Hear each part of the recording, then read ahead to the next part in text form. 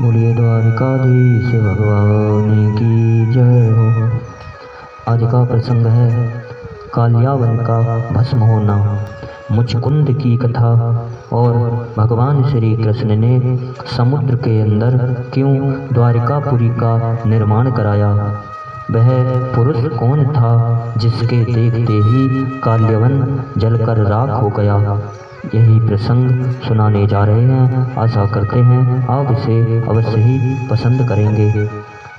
श्रीमद् भागवत महापुराण के 10वें स्कंद में श्री सुखदेव जी राजा परीक्षित से इस प्रसंग का वर्णन करते हुए कहते हैं कि हे राजन, इस प्रकार 17 बार 23 अक्षौणी सेना इकट्ठी करके मगधराज जरासंध ने भगवान श्री कृष्ण के द्वारा सुरक्षित यदुवंशियों से युद्ध किया, किंतु यादवों ने भगवान श्री कृष्ण की शक्ति से हर बार उसकी सारी सेना नष्ट कर दी। जब सारी सेना नष्ट हो जाती तब यदुवंशियों के उपेक्षा पूर्वक छोड़ देने पर जरासंध अपनी राजधानी में लौट जाता।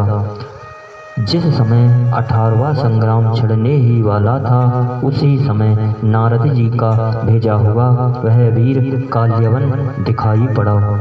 युद्ध में काल्यवन के सामने खड़ा होने वाला वीर संसार में दूसरा कोई न था। उसने जब यह सुना कि यदुवंशी हमारे ही जैसे बलवान हैं और हमारा सामना कर सकते हैं, तब 3 करोड़ मलेच्छों की सेना लेकर उसने मथुरा को घेर लिया।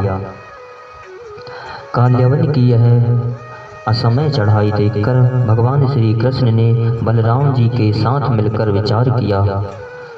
इस समय तो यदुवंशियों पर जरासंध और काल्यावन ये दो आपत्तियां एक साथ ही मंडरा रही हैं। आज इस परम बलशाली यवन ने हमें आकर घेर लिया है। यदि हम दोनों भाई इसके साथ लड़ने में लग गए और उसी समय जरासंध भी आ पहुंचा, तो वह हमारे बंधुओं को मार डालेगा या तो कैद करके अपने नगर में ले जाएगा, क्योंकि वह बहुत बलवान है। इसलिए आज हम लोग एक ऐसा दुर्ग, ऐसा किला बनाएंगे जिसमें किसी भी मनुष्य का प्रवेश करना अत्यंत कठिन होगा। अपने स्वजन संबंधियों को उसी किले में पहुंचाकर फिर इस यवन का वध कराएंगे। बलराम जी से इस प्रकार सलाह करके भगवान श्री कृष्ण ने समुद्र के भीतर एक ऐसा दुर्गम नगर बनवाया जिसमें सभी वस्तुएं अद्भुत थीं और उस नगर की लंबाई चौड़ाई 48 कोस की थी। उस नगर की एक एक वस्तु में विश्वकर्मा जी का विज्ञान, वास्तु विज्ञान और शिल्प कला की निपुणता प्रकट होती थी। उसमें वास्तु शास्त्र के अनुसार बड़ी बड़ी सड़कों, चौराहों और गलियों का यथास्थान ठीक ठीक विभाजन किया गया था। वह नगर ऐसा सुंदर सुंदर उद्यानों और विचित्र विचित्र उपवनों से युक्त था। उस समय देवराज इंद्र ने भगवान श्री कृष्ण के लिए पारिजात वृक्ष और सुधर्मा सभा को भी भेज दिया। वह सभा ऐसी दिव्य थी कि उसमें बैठे हुए मनुष्यों को भूख प्यास आदि मृत्युलोक के धर्म नहीं छू पाते थे। भगवान श्री कृष्ण ने अपने समस्त स्वजन संबंधियों को भी महाशक्ति योग माया के द्वारा द्वारिका में पहुंचा दिया।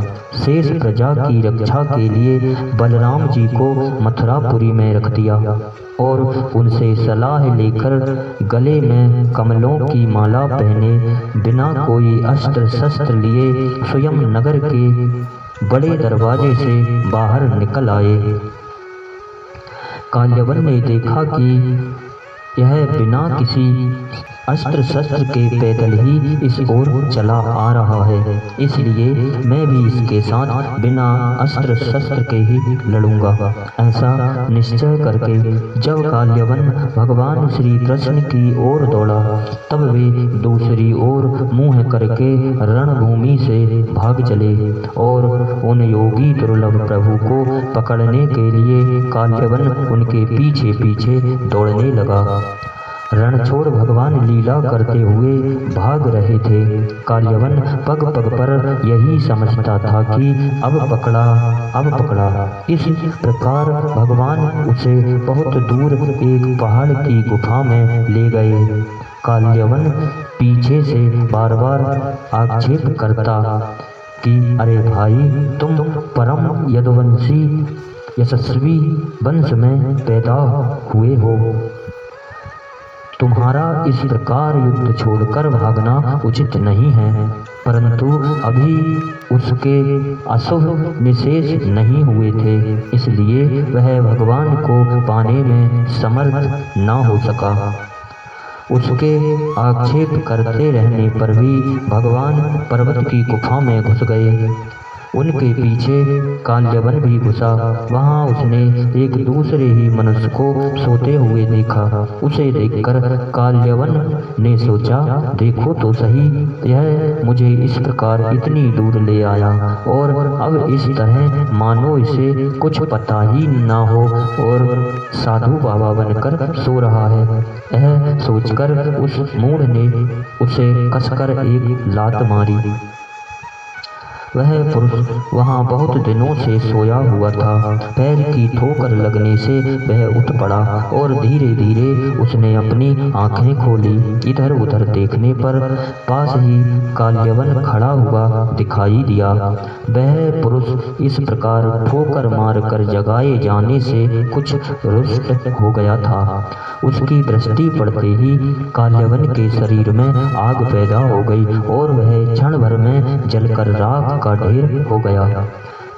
तब राजा परीक्षित ने पूछा कि भगवान, जिसके दृष्टिपात मात्र से काल्यवन जलकर भस्म हो गया, वह पुरुष कौन था, किस वंश का था, उसमें कैसी शक्ति थी और वह किसका पुत्र था? आप कृपा करके यह भी बतलाइए कि वह पर्वत की गुफा में जाकर क्यों सो रहा था। श्री सुखदेव जी कहते हैं कि राजन, वे इक्ष्वाकु वंशी महाराज मानधाता के पुत्र राजा मुचकुंद थे। वे ब्राह्मणों के परम भक्त, सत्य प्रतिज्ञ, संग्राम विजयी और महापुरुष थे। एक बार इंद्र आदि देवता असुरों से अत्यंत भयभीत हो गए। उन्होंने अपनी रक्षा के लिए राजा मुचकुंद से प्रार्थना की और उन्होंने बहुत दिनों तक उनकी रक्षा की। जब बहुत दिनों के बाद देवताओं के सेनापति के रूप में स्वामी कार्तिकेय मिल गए, तब उन लोगों ने राजा मुचकुंद से कहा कि राजन, आपने हम लोगों की रक्षा के लिए बहुत श्रम और कष्ट उठाया है। अब आप विश्राम कीजिए। आपने हमारी रक्षा के लिए मनुष्य लोक का अपना अकंटक राज छोड़ दिया। परम यशस्वी राजा मुचकुंद ने देवताओं के इस प्रकार कहने पर उनकी वंदना की और बहुत थके होने के कारण निद्रा का ही वर मांगा। तब उनसे वर पाकर वे नींद से भरकर पर्वत की गुफा में जाकर सोए। उस समय देवताओं ने कह दिया था कि राजन, सोते समय यदि आपको कोई मूर्ख बीच में ही जगा देगा तो वह आपकी दृष्टि पड़ते ही उसी क्षण जलकर भस्म हो जाएगा। जब काल्यवन भस्म हो गया, तब यदुवंश शिरोमणि भगवान श्री कृष्ण ने परम बुद्धिमान राजा मुचकुंद को अपने दर्शन दिए और भगवान श्री कृष्ण ने मुचकुंद से कहा कि राजन, तुम्हारी जो अभिलाषा हो मुझसे मांग लो, मैं तुम्हारी सारी लालसा अभिलाषाएं पूर्ण कर दूंगा। जो पुरुष मेरी शरण में आ जाता है उसके लिए फिर ऐसी कोई वस्तु नहीं रह जाती जिसके लिए वह शोक करे। जब भगवान श्री कृष्ण ने इस प्रकार कहा तब राजा मुचकुंद को वृद्ध गर्ग का यह कथन याद आ गया कि यदुवंश में भगवान अवतरित होने वाले हैं। वे जान गए कि वे स्वयं भगवान नारायण हैं। आनंद से भरकर उन्होंने भगवान के चरणों में प्रणाम किया और प्रभु की स्तुति की। हे नाथ शरणदाता, अब मैं आपके भय मृत्यु और शोक से रहित चरण कमलों की शरण में आया हूँ। सारे जगत के एकमात्र स्वामी हे परमात्मन, आप मुझ शरणागत की रक्षा कीजिए। भगवान श्री कृष्ण ने कहा, हे सार्वभौम महाराज, तुम्हारी मति, तुम्हारा निश्चय बड़ा ही पवित्र और ऊंची कोटि का है। यद्यपि मैंने तुम्हें बार बार वर देने का प्रलोभन दिया, फिर भी तुम्हारी बुद्धि कामनाओं के अधीन न हुई। अब एकाग्र चित्त से मेरी उपासना करते हुए तपस्या के द्वारा पाप को धो डालो। हे राजन, अगले जन्म में तुम ब्राह्मण होगे और समस्त प्राणियों के सच्चे हितैषी परम सुहृदय हो जाओगे तथा फिर मुझ विशुद्ध विज्ञान घन परम पिता परमात्मा को प्राप्त करोगे। मुचकुंद ने प्रभु को नमस्कार किया और गुफा से बाहर निकले। उन्होंने बाहर आकर देखा कि सब के सब मनुष्य, पशु, लता और वृक्ष वनस्पति पहले की अपेक्षा बहुत छोटे आकार के हो गए हैं। इससे यह जानकर कि कलयुग आ गया है, वे उत्तर दिशा की ओर चल दिए। महाराज मुचकुंद तपस्या, श्रद्धा, धैर्य तथा अनासक्ति से युक्त एवं संशय संदेह से मुक्त थे। वे अपना चित्त भगवान श्री कृष्ण के चरणों में लगाकर गंधमादन पर्वत पर जा पहुँचे।